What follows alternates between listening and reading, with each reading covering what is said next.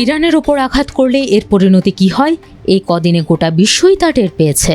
Hormuz প্রণালী বন্ধ করে দিয়ে বিশ্ব অর্থনীতিতে এক বড় পরিবর্তন ঘটিয়ে ফেলেছে ইরান, যা এখন গলার কাটা হয়ে ভোগাচ্ছে মার্কিন প্রেসিডেন্ট ডোনাল্ড ট্রাম্পকে।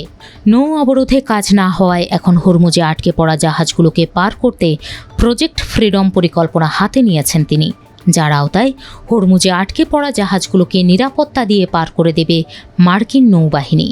কিন্তু প্রশ্ন হলো, এই সক্ষমতা কি আছে যুক্তরাষ্ট্রের? ইরান কি যুক্তরাষ্ট্রকে হরমুজের নিয়ন্ত্রণ নিতে দেবে?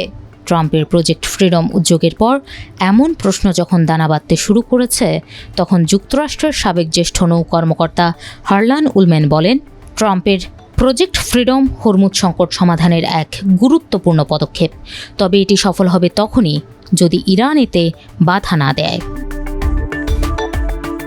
হরমুজে ইতোমধ্যেই মাইন পুঁতে রেখেছে ইরান। সতর্কবার্তা না মানলে জাহাজে হামলা চালানোর সক্ষমতার প্রমাণও দিয়েছে ইরানের নৌবাহিনী। এই অবস্থায় বড় প্রশ্ন, ইরান কি যুক্তরাষ্ট্রের যুদ্ধজাহাজকে এই কাজ করতে দেবে?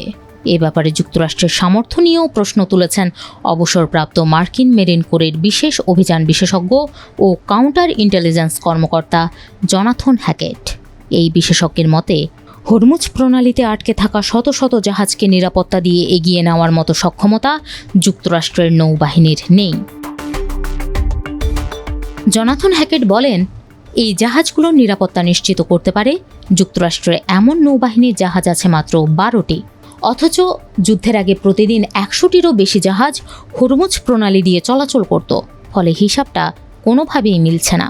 মার্কিন এই মেরিন অভিযান বিশেষজ্ঞ আরও বলেন, যুক্তরাষ্ট্রের কাছে মাইন অপসারণকারী বিশেষায়িত কোনো জাহাজ নেই। তাছাড়া মার্কিন সামরিক বাহিনী যাই বলুক, ইরানের নৌবাহিনী ধ্বংস হয়ে যায়নি। IRGC নৌবাহিনীর কাছে সম্ভবত শত শত ছোট ও দ্রুতগতির আক্রমণকারী নৌকা আছে, যেগুলো সহজেই প্রণালী দিয়ে চলাচলকারী জাহাজগুলোকে বাধা দিতে পারে। এদিকে উলম্যানের ভাষ্য, এই অভিযান যুক্তরাষ্ট্রের সামরিক বাহিনীর ট্যাঙ্কারগুলোকে নিরাপত্তা দিয়ে এগিয়ে নিতে পারে, যেখানে তাদের শক্তিশালী বিমান এবং অন্যান্য সহায়তাও থাকবে। তবে শেষ পর্যন্ত সবকিছু নির্ভর করছে ইরান এই চলাচলের বিরোধিতা করে কিনা তার উপরেই।